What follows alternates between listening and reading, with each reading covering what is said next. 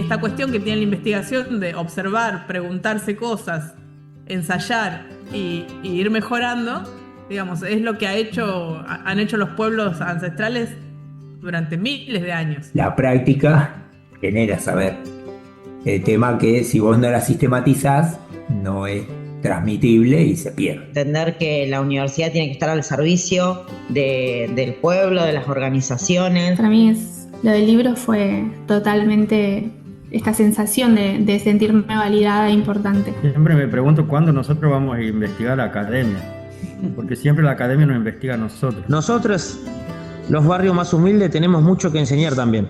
Mi nombre es Mercedes y les doy la bienvenida a Ciencia en Diálogo temporada 2, un podcast de conversaciones para pensar una ciencia que transforma y se transforma. En cada episodio conversamos con referentas y referentes de organizaciones populares sobre sus formas de producción de conocimiento, sus procesos propios de investigación y también su participación en proyectos impulsados por universidades. En esta segunda temporada les invito a que me acompañen a explorar una idea.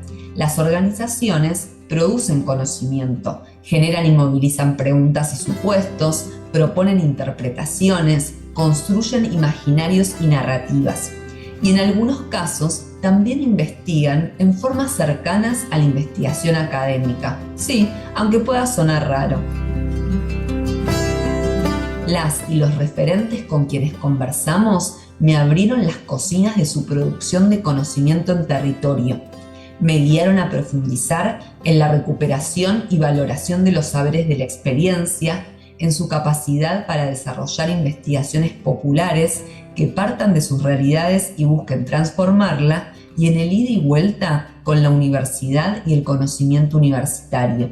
El diálogo como forma de entender y practicar la ciencia, un diálogo entre universidad y territorio acerca de las formas de producción de conocimiento. Episodio 8. La cocinería de la producción de conocimiento o comida buena para vivir bien. En este episodio conversamos con Magalí Sánchez y Lucía Vides, quienes participaron del área de alimentación de la Unión de Trabajadores de la Tierra, UTT, hoy Secretaría de Alimentación. Nos interesa rescatar la experiencia de la Escuela de Alimentación Sana y Soberana, impulsada desde el área en el año 2021. La UTT es una organización gremial que busca representar al sector de pequeños productores y productoras de alimentos. Sus principios organizativos son el derecho de acceso a la tierra, la agroecología y la soberanía alimentaria. Es el trabajo de la temática alimentaria dentro de la organización lo que dio lugar a la formación de promotoras y promotores con el objetivo de fomentar el consumo de lo que las familias producen en la tierra, recuperar saberes ancestrales, campesinos e indígenas sobre las cocinas y replicar lo aprendido en cada territorio. ¿Cómo mirar la producción propia como un bien de consumo familiar y no solo como objeto de intercambio comercial? ¿Cómo generar procesos investigativo-pedagógicos que asuman una mirada crítica del modelo hegemónico de producción y consumo de alimentos y que se propongan aumentar el consumo de las verduras agroecológicas que generan las y los propios productores del UTT, la incorporación de más alimentos frescos, cereales y legumbres a las preparaciones y un regreso con orgullo a las recetas de sus ancestros? ¿Qué es lo nuevo y qué es lo viejo en los saberes que se ponen en circulación en la Escuela de Alimentación Sana y Soberana? ¿Qué rol juegan los procesos de sistematización situados atentos a las particularidades de las cocinas regionales? En pocas palabras, ¿cómo se construye una pedagogía alimentaria anudada a procesos de sistematización que muestre la importancia de la comida buena para vivir bien? Bueno, mi nombre es Lucía Vides, pertenezco a la UTT, esta organización que se formó hace como un poco más de 10 años. Estoy en el área de alimentación hace 3 años más o menos. Me formé con las compañeras en la capacitación de promotoras de alimentación en una escuelita de alimentación que se dio durante un mes. y eran 5 encuentros, así que bueno, me capacité ahí con ellas, con las chicas, y bueno, de ahí surgió la idea de quienes querían sumarse al área de alimentación, y bueno, me sumé con el resto de las compañeras. La verdad que de la escuelita solamente nos sumamos 2 promotoras, que seguimos actualmente con el área de alimentación, que hoy en día es Secretaría de Alimentación de la UTT. Nosotros, bueno, venimos haciendo varios talleres desde que surgió la escuelita, dimos más de 200 talleres a lo largo de lo que comenzó el área de alimentación desde que se formó hasta ahora. Salimos a dar talleres en las provincias, en distintas provincias, por ejemplo fuimos a Formosa, a Salta, estuvimos en Corrientes, Santa Fe, Mendoza, también estuvimos en provincia de Buenos Aires, en Mercedes y en Mar del Plata, haciendo estas escuelas, replicando la escuela que nosotros en donde nos habíamos formado, las replicamos en las provincias para poder formar promotores y promotoras de alimentación allí también. La verdad que bueno, siempre se sumó mucha gente porque es algo que nos atraviesa a todos, ¿no? La alimentación, y es algo que venimos deconstruyendo, voy a decir también, ¿no? Cómo nos veníamos alimentando. Además de estar en el área, también soy maestra. Bueno, me recibí el año pasado, pero bueno, durante mi proceso que yo estaba formándome en la escuelita y mientras participaba también en la UTT, yo también estaba paralelamente estudiando, y así que bueno, al fin y al cabo, el año pasado por fin me recibí. Bueno, yo en el 2019 yo participaba ya, ¿no? Desde el 2015 en UTT, y entonces estaba en el área de género. Y ahí empezaron a hablar sobre el área de alimentación y quienes querían participar en algunos talleres para ir aprendiendo y eso. Y como a mí me encanta la cocina y las verduras, entonces me anoté. Hice todos los talleres, capacitaciones que nos dieron, y después empezamos en el 2019 a hacer nosotros los talleres y las escuelas. Sobre manipulación de alimentos, sobre cómo combinar los alimentos, cómo manejarlos, todo, hacer kéfir, hacer yogures, todas esas cosas. Por ejemplo, que nosotros conocíamos algunas plantas que son las papas del aire que dicen, y nos enseñaron a hacerlos dulces, y yo siempre las veía como una planta que estaba ahí sin nada de valor, ¿no? Utilidad. En las primeras reuniones del área de alimentación, integrada por productoras de verduras y docentes e investigadoras universitarias de nutrición, se planteó la necesidad de trabajar la temática alimentaria al interior del UTT. Corría el año 2019 y había un diagnóstico compartido: la existencia de problemas de malnutrición que atravesaban a la población en general y de la que las y los productores del UTT eran parte, sobre todo porque la obesidad y el sobrepeso afectan más intensamente a los grupos sociales de menores ingresos. Estas preocupaciones fueron tomando forma de escuela de formación de promotores y promotoras. Magalí y Lucía mencionan las canastas colectivas y la olla bruja, nombre misterioso y atractivo si los hay, como 2 estrategias pedagógicas importantes que proponen una cocina en acto dentro de los talleres. Así fueron apareciendo saberes alimentarios de distintas regiones del país y también de otros países, a partir de relatos, anécdotas, memorias, mientras cocinaban, probaban e intercambiaban recetas y saberes culinarios. Los saberes no venían solos, traían cuestiones nutricionales, identitarias, culturales, familiares. Además de esta recuperación de lo que traían, desde la coordinación se propusieron de construir prácticas de alimentación que no incorporaban la producción propia, a veces por ir a lo rápido y fácil, otras por desconocimiento de recetas y modo de preparación de las verduras, o por considerar la producción solo desde su valor de cambio. ¿Cómo se anuda lo portado, las raíces, la familia, el pasado, aquello donado por otros y otras, las recetas y formas nuevas, la reactualización de lo viejo, y lo posible de ser revisado, como el vínculo entablado con los productos del trabajo y la relación con la industria alimenticia y con el modelo de consumo. La verdad que ha sido siempre todo muy, muy productivo y muy fructífero, porque muchos de ellos nos comentaban que, por ejemplo, siendo productores de alimentos, ellos no consumían sus propios alimentos o no sabían cómo utilizarlos, o lo único que sabían hacer era una ensalada y usarlos para, no sé, para un guiso. Teniendo ellos, ¿no?, todas las herramientas, todos los productos allí frescos y listos para ser sacados de la plantación y consumirlos, la verdad es que no los consumían. Lo único que ellos lo veían era como un producto para vender. Y bueno, y hoy en día la verdad es que se sorprendían cada vez que les dábamos, no sé, recetas nuevas que podían hacer con la verdura que ellos tenían en su quinta. Y bueno, la verdad es que ha sido de mucho conocimiento para las dos partes, ¿no? Tanto para nosotras, que íbamos a enseñarles algunas cosas, o a tener en cuenta qué tipo de, no sé, proteínas, nutrientes tenía el alimento ese que ellos tenían en su quinta, que era re valioso, ¿no? Y también en contraposición, por ejemplo, con alimentos ultraprocesados, por ejemplo, ¿no?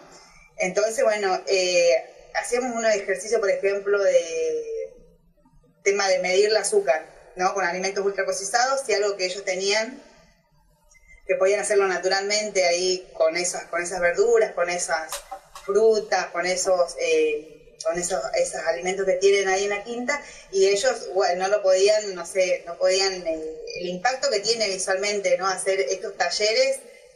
La verdad que fue muy bueno. Nosotros básicamente enseñamos saberes nuevos, ¿no?, conocimientos que, de hecho, bueno, nosotras mismas, yo lo había dicho también, de que nosotros es una retroalimentación entre los productores y entre también las personas que vamos a enseñarles a ellos. De hecho, bueno, yo soy hija de productores, también por eso es que conozco la UTT desde siempre, y por eso es que me sumé. Me sumé particularmente porque, bueno, mi papá no es partidario de la política, ni de nada que tenga que ver con organizaciones, ni nada, y a él no le gustaba, pero bueno, me incentivó también poder ver distintas injusticias, voy a decirlo así por alguna parte, ¿no? Y me parecía que las organizaciones podían ayudar a los productores a hacer ver ciertas cosas que ellos quizás callaban, y no había a quien transmitírselas o a quien pedirle una mano. Y entonces, bueno, me gustaba esa idea, por eso digo, también me sumé. Y bueno, mi papá es productor desde toda la vida, y así que bueno, más que nada yo le digo, yo estoy en la organización porque estoy motivada por vos, y porque veo también muchas cosas que hoy en día veo que podemos nosotros ayudar de otra manera, ver las cosas vemos las cosas desde otras perspectivas, y entonces podemos ahí meter manito para poder incentivarlos también a que sigan haciendo otras cosas, a que sigan motivándose, que sigan luchando, más que nada por ejemplo, hay muchos problemas acá de tema de las tierras. Siempre nosotros somos la voz de los productores, ellos nos cuentan sus cosas, qué problemas tienen, y nosotros, en base a eso, podemos planificar y pensar algo que a ellos les sirva. Ellos mismos te lo dicen, ¿no? Nosotros, si vale, o sea, lo tenemos que vender, ¿no? O sea, lo tienen que vender, y si no vale, lo tiran, pero no lo consumen. No, o sea, hacemos ensalada y es lo único que sabemos que pueden hacer.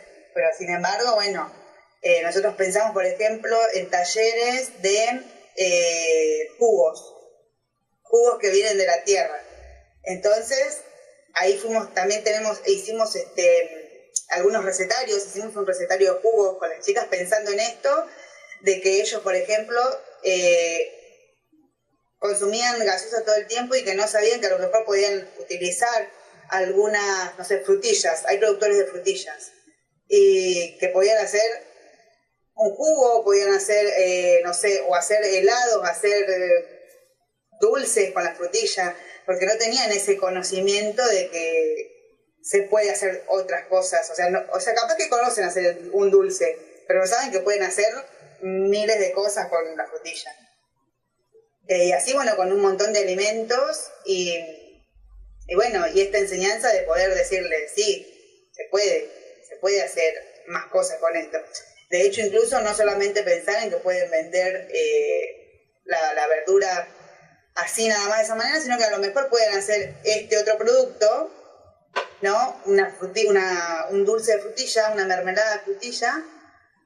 Y nosotros llevamos también esto de que mientras lo hagamos nosotros en casa, es mucho más saludable que comprar el dulce del supermercado, que bueno, que pasó por un montón de procesos, ¿no? Y ver esa diferencia de estos alimentos. Entonces, bueno, ahí empezaron ellos acá. Bueno, vamos a intentarlo y vamos a hacer estos cambios de a poquito. Nosotros obviamente nos cuesta, a todo el mundo nos cuesta cambiar de algo que tenemos instalado desde siempre, ¿no? Desde niños, básicamente. Desde niños y niñas hasta que somos adultos. O sea, vamos repitiendo algo que, bueno, hay que deconstruirlo. Sí, la mayoría. Así que para ellos eso es rápido, pero no se dan cuenta que hay verduras que son más rápidas que los fideos en las preparaciones. Bueno, yo como vengo de Bolivia, sé muchas preparaciones antiguas, cómo usar los granos y todo, entonces hacíamos eso en los talleres. Aparte de cómo enseñar y más de lo que tenían, cómo usarlo. La mayoría eran las que yo sabía y después que yo las hice, digamos, las adapté a este tiempo, les puse otras cosas. Sí, bueno, esto de la olla bruja fue una novedad también para todos los productores, incluso que nosotros llegamos a los talleres y bueno, decimos el primer taller, porque los talleres se daban así. Los que habíamos dado aquí en La Plata, en la zona de La Plata, eran de 3 encuentros. El primero hacíamos hamburguesas de lentejas, el segundo hacíamos, no sé, ensaladas, con alguna otra cosa, y el tercero, para cerrar todo, hacíamos olla bruja. Y a ellos les llamaba la atención cuando le decíamos olla bruja, porque no se imaginaban qué era una olla bruja. Entonces llegábamos nosotros y bueno, contábamos esto de la olla bruja, del guisado que hacíamos allí, que bueno, que apenas llegábamos nosotros al encuentro, lo que hacíamos es prepararlo, porque esto tiene el proceso, esto de dejar, mientras nosotros hacíamos el taller esas 3 horas o 4 horitas, lo que duraba, dejar la olla ahí que se mantenga, ¿no? Con el calor, porque esto es lo que le va a dar, terminar de dar, digamos, la cocción a la comida, a lo que nosotros queramos consumir. Y la verdad es que ellos estaban sorprendidos, y bueno, de ahí también mostrando esta técnica de cocción, es que también, bueno, comenzaron a contarnos que en sus distintos lugares se llama de otra manera, que hacen un agujero en la tierra, por ejemplo, que le tiran ahí le prenden el fuego y lo tapan. O sea, comenzaron a surgir un montón de cosas lindas y cosas, nuevos saberes también para nosotras. Y también, bueno, nos contaban cómo lo hacían, o en qué se nos hacía. Y bueno, y esto de la olla bruja a muchos de hecho a mí lo que me ha ayudado la olla bruja fue bárbaro. Por eso nosotros pensamos, bueno, el taller tiene que ser de tantas horas como para que nosotros lleguemos, podamos hacer esto de la olla, y mientras estamos terminando el taller, podamos mostrar todo para que ellos vean que sí funciona, porque no es lo mismo contarlo, ¿no?, a que hacerlo, a que practicarlo y estar viendo ahí el momento en el que sucede la magia. Como nos cuenta Lucía, los talleres implicaron una retroalimentación entre productores y productoras asistentes y talleristas que en algunos casos también eran productoras o venían de familias productoras. En un hilo de conversaciones con episodios anteriores, aquí también encontramos procesos de sistematización de la experiencia que se fueron plasmando en recetarios, cartillas y mapas culinarios. Estos productos, usados como recursos didácticos, no solo compendiaron recetas y métodos de cocción, ayudaron a mapear las particularidades de las cocinas regionales a partir de las producciones locales. Para las talleristas, este proceso de sistematización requirió, por un lado, una autoindagación para recuperar las recetas de las cocinas familiares, pero también una escucha atenta de los saberes culinarios que iban emergiendo en la escuela, un diálogo con el conocimiento de las nutricionistas y una adecuación de los talleres según la producción de los distintos territorios que iban recorriendo. Bien, nosotros también indagamos con nuestras familias. Nosotros en la UTT la mayoría de las familias son familias bolivianas. Mis padres son bolivianos, entonces fuimos indagando con nuestras familias y recuperando algunos métodos que usaban ellos también, algunas recetas de sus abuelos, de sus madres, que se fueron dejando un poco de lado. Por ejemplo, te decía esto de los jugos, que nos pareció re interesante, porque ahora todo el mundo consume, ¿no? O ellos por lo menos nos decían que consumían muchas gaseosas, ¿no? O jugos comprados. Pero se estaban olvidando también de sus raíces, ¿no? De darle valor a estos jugos, que ellos, o sea, sí sabían que existían, pero no los hacían. No sé, hicimos ponerle jugo de quinoa, no sé, jugos con maíces. O sea, un montón de jugos que ellos, sí, los hacía mi abuela, dice, pero no me, claro. Entonces también intentamos recuperar eso, de que recuperar estas recetas y volverles a dar valor. Entonces ese aprendizaje mío también, o sea, yo la única receta que, por ejemplo, con un jugo que me encanta es jugo de pelón, que es de pelón o de durazno. Se hace con canela, bueno, con la fruta pero además de ese jugo, ahora aprendí a hacer un montón. Que de hecho este recetario lo hicimos también en base a eso, indagando con familias, recuperando estos saberes que ellos tenían, pero que no los replicaban. Y la verdad que bueno, fue algo que que fue lindo, que es lindo.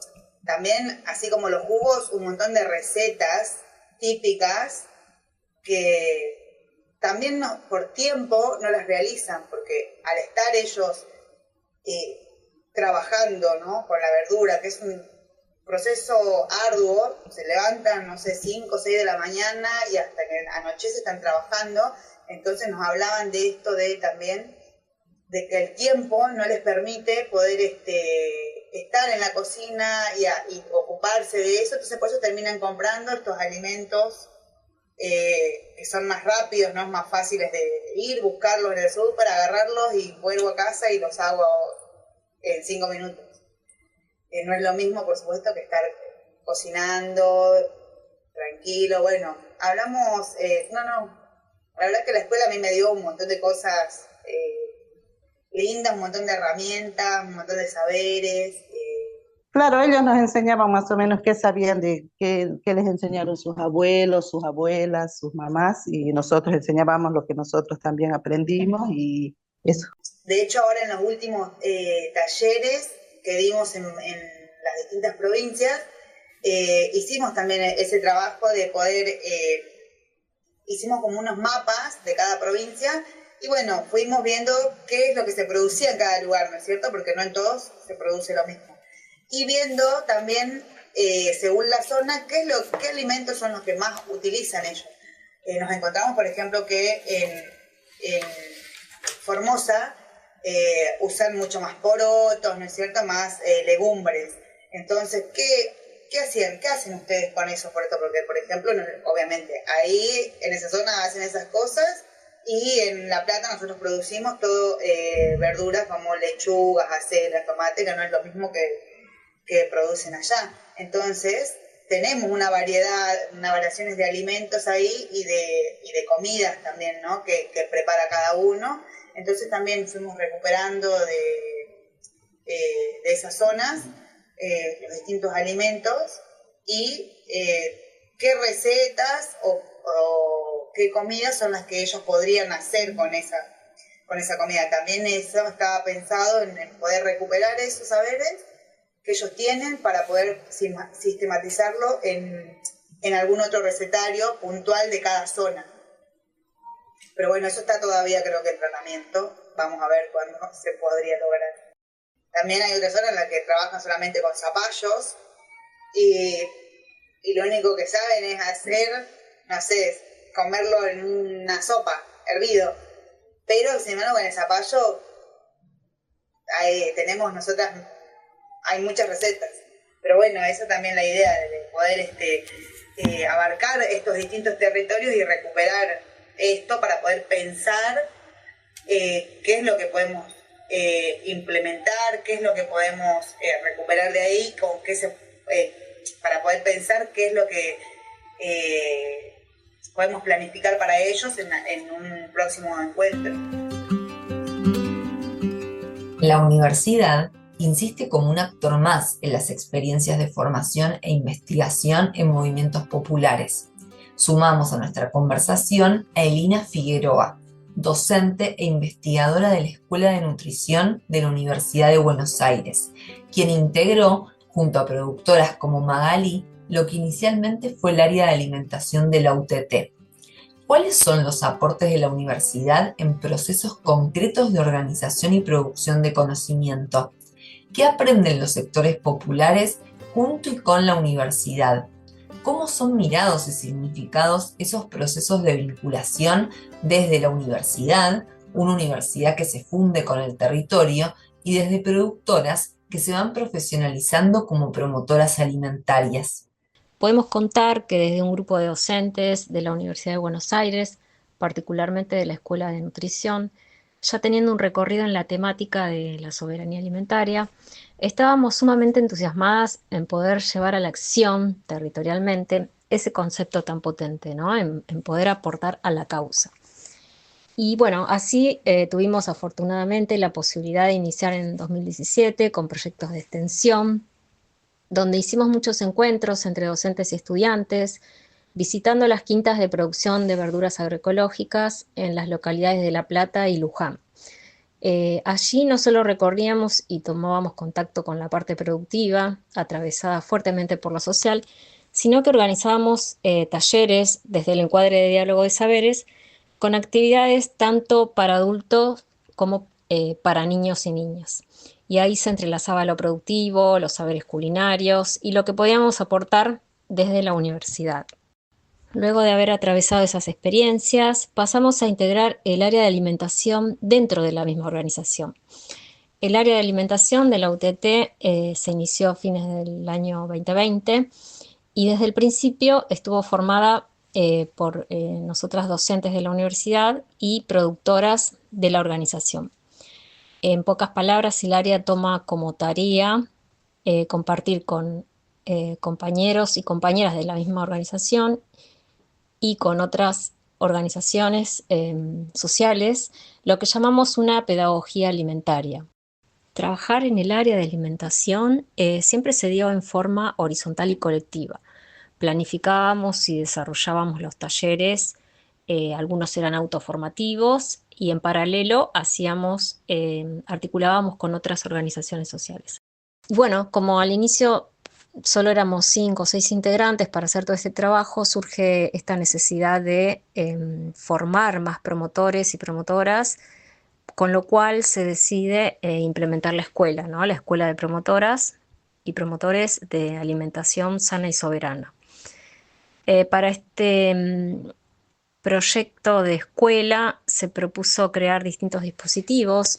Uno fue el diseño de un cuadernillo que lo pueden encontrar, está libre para bajar de la web. Se llama Cuadernillo para la formación de promotores de alimentación sana, segura y soberana. El cuadernillo toma distintos ejes para problematizar la alimentación y tiene plasmado todo lo recogido en las experiencias previas. Incluye todos los saberes y conocimientos que se fueron construyendo y entrelazando en los distintos encuentros, teniendo así captada todas las distintas voces participantes. Los ejes temáticos están organizados en capítulos, como son el de nutrición, derechos y soberanía alimentaria, agroecología, cultura y alimentación, y por supuesto no podía faltar la temática de género. Para la realización hubo participación de distintas disciplinas y facultades de la Universidad de Buenos Aires. Estuvieron Facultad de Agronomía, Escuela de Nutrición, el área de diseño y también del área de sociales, representado en antropólogas.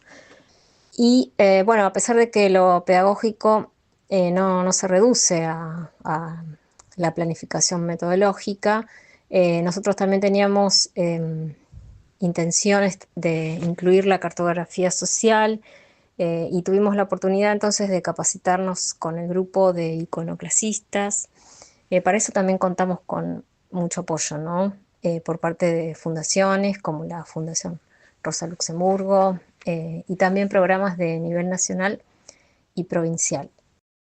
Bueno, haber podido participar de esta experiencia de desarrollo dentro del área de alimentación de la UTT fue muy enriquecedor para todas nosotras y nos permitió conocer, aprender el trabajo en las bases campesinas, conocer cómo viven, cómo producen, cómo se organizan, y a la vez ser parte, ¿no? de un proceso muy lindo y donde, bueno, nos han quedado momentos inolvidables, ¿no? de compartir con estos compañeros y compañeras, así que nada más que agradecimiento.